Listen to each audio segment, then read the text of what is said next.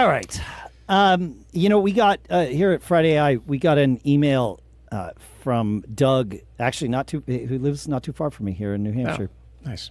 And he says, I really like your Friday AI episodes. And in the last episode, Dave was talking about the need to repeatedly give Claude permission to do stuff. He says, well, there's a switch that, he says, I guess it's kind of self-explanatory. And the switch is dangerously skip permissions. Thanks for the show and have a great week. He's totally right.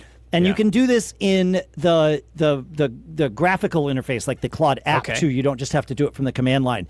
You can see the option in the app, but it's grayed out until you go into preferences and click that you want it to be possible to enable it.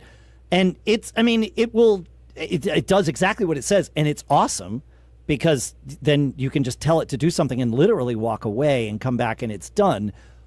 But you are giving it access to your computer, which it doesn't, like even in Claude Code doesn't just write code, it does.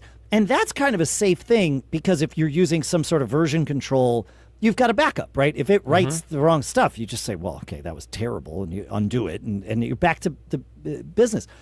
But what it also does is it runs terminal commands on your computer all the time to test things out and to figure things. And when you say dangerously skip permissions, you are giving it access to literally all of that.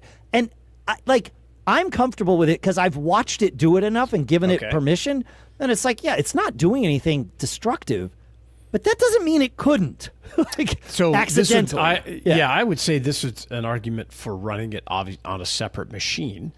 That you've got some kind of walled garden, if you will, sandbox to where it could experiment, do whatever, and just go to town, let her rip, man, see what happens. And if it all comes crashing down, okay, I got to rebuild this thing or do whatever. It's not trashing your main, computer that you may be making your livelihood on. Yep, for sure. Yeah. That totally makes sense. Yeah, thank you, Doug. Good stuff.